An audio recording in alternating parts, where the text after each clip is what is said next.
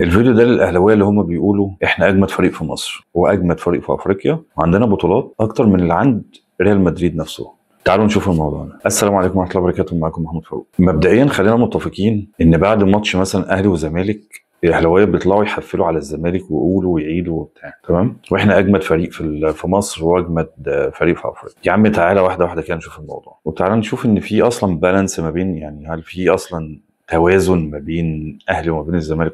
يعني فريق زي الاهلي انت لو لقيت مثلا نجوم في الزمالك انت بتخش تاخدهم، تمام، بقى عندك انت سكواد وعندك كل اللعيبه الاقوياء اللي موجوده في مصر. غير ان اصلا كده كده انت معاك فلوس فانت بتعرف تصرف وبتاع. انت بتفرح لما بتكسب الزمالك او تكسب اسماعيلي او تكسب بيراميدز او تكسب مش عارف مين، يعني ده لو حاجه تفرحك انت المفروض يعني تزعل على نفسك. انت بتروح تلم كل اللعيبه الجامده اللي موجوده في مصر ايا يكن هي في انهي نادي وبتضمها للاهلي. يعني اظن قبل كاس العالم للانديه انت دخلت ضميت واحد واثنين وثلاثه. طب ليه بتعمل كده؟ انت كده كده بوظت الدوري، يعني خلاص انت خليت يعتبر ما فيش منافسه ما بينك وما بين فريق تاني بيوازي القوى اللي عندك، تمام، ده على ارض يعني بالورقه والقلم او على ارض الواقع. طب انت لما تيجي تلعب الدوري انت هتنافس مين؟ هترجع تقول انا جامد؟ عارف عامل زي ايه؟ عارف زي ما انت تجيب مثلا واحد ما بيعرفش يلعب بلاي ستيشن وانت جامد فشخ في البلاي ستيشن وتروح تلعبه وتبقى فرحان ان انت كسبت، انت مش جامد ولا حاجه. المهم انت لميت اللعيبه كلها ودخلت كاس العالم للانديه على اساس ان انت ايه،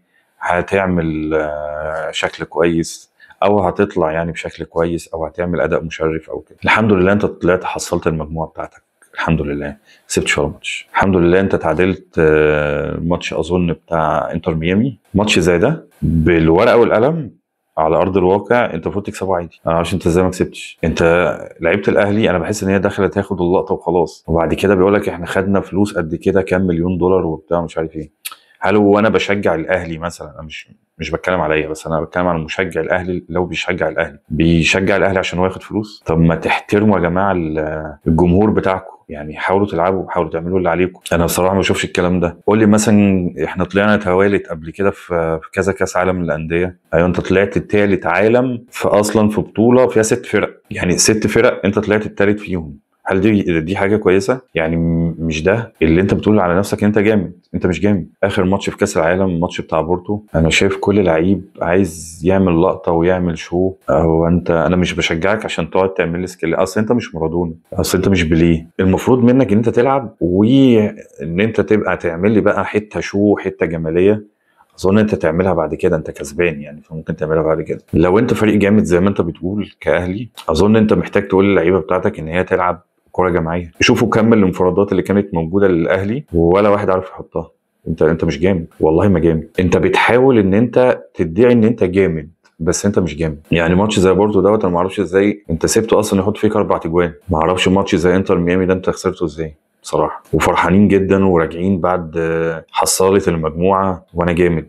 انت مش جامد، صدقني انت مش جامد. انت اكتر فريق كان بيلم النجوم اللي موجوده في مصر كلها. هل انت يعني تعالوا نتفرج مثلا على منتخب مصر. منتخب مصر احنا كان بقالنا قد ايه ما بنصعدش كاس عالم. يعتبر على مر السنين معظم اللعيبه اللي بتلعب في منتخب مصر معظمها من الاهلي. يعني هتلاقي بقى شويه من الزمالك شويه من الاسماعيلي بس النسبه الاكبر هي الاهلي. لو انت جامد انت كان المفروض يا عم اللعيبه دي تاهلني لكاس عالم. انت ما حدش كان بيعمل كده. احنا دلوقتي يعني اتفرج مثلا على منتخب مصر دلوقتي، احنا لو بنبص لمنتخب مصر او ان هو يعمل حاجه احنا بنحاول ان احنا نعتمد على اللعيبه اللي هي محترفه بره زي مصطفى محمد زي محمد صلاح زي كذا زي كذا. انما انا مش مستني حاجه من لعيب محلي. يعني انت كبير او انت بتعمل ايه؟ انت كبير في حاجه انت عدمت فيها المنافسه خالص. يعني دلوقتي مثلا احنا شايفين بيراميدز بقت شكلها حلو، بقت فريق كويس بقى ياخد بطولات. هل هو في الدوري حد عنده مجموعه اللعيبه او لعيبه توازي اللعيبه اللي موجوده في الاهلي؟ دور مش هتلاقي. فانت جامد على مين؟ انت مش جامد ولا حاجه.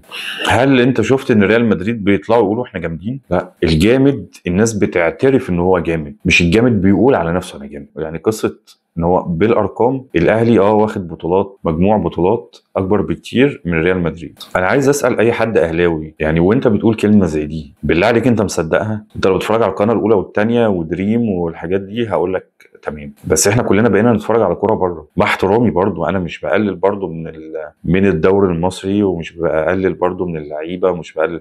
بس هي فكره ان هو انت بتعمل جامد على مين؟ تعالوا نشوف مثلا الاهلي ده لو راح مثلا اي دوري تاني. انت بتقارن ريال مدريد، تعال روح الدوري الاسباني اظن انت هتهبط للدرجه العشرين. انت لو تتفرج على كوره مثلا الكوره الاوروبيه استمراريه، يعني انت مش هتعمل ماتش جامد وخلاص انت مستني البطوله وبتاع. انت لو جامد يا معلم لما يكون مثلا في ديربي ما بين اهلي والزمالك انت تروح تلعبه عادي. ما تجيش تقول لي انا مش هلعبه عشان انا ما عنديش عشان ما جابوش حكام اجانب. انا ما بشوفش الكلام ده بيحصل بره.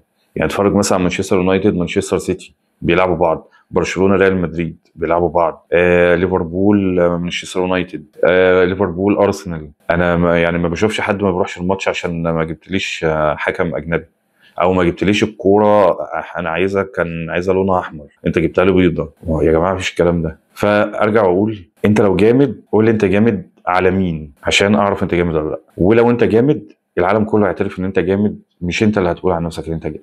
عارفين مثلا لما ريال مدريد يجيب مثلا ايه، يخش على برشلونه يجيب منها مثلا رافينيا وليفاندوفسكي ولامين يامال وبيدري، ويجيب النجوم بتاعه الفريق ويضمها لريال مدريد، وبعد كده لما يروح يلعب الكلاسيكو ما بينه وما بين برشلونه يحط عليهم ويقول لك انا جامد. لو جامد خليك جامد مع الفرق اللي انت بتقابلها بره، تحاول انت تكسبها، تعمل مطوشه كويسه، ده ساعتها احنا هنقول ان انت جامد.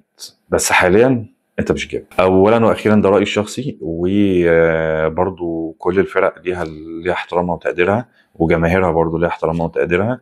انا بس فكره ان هو انا كنت بناقش نقطه معينه ما بين الجمهور والجمهور، بس دي الفكره، وبنحاول نبص على الموضوع من بره. يعني مش عشان انا مثلا اهلاوي او انا زملكاوي او انا اسماعيلي او انا ايا يكن النادي فانا ابقى منحاز بانحياز مطلق للموضوع وانا بشجعه في اي حاجه حتى لو وحش. لا، هو لو وحش هنقول وحش، هو لو حلو هنقول حلو. بس الفكره في الاول وفي الاخر انت ما خليتش في منافسه عشان بعد كده تقول ان انا جامد.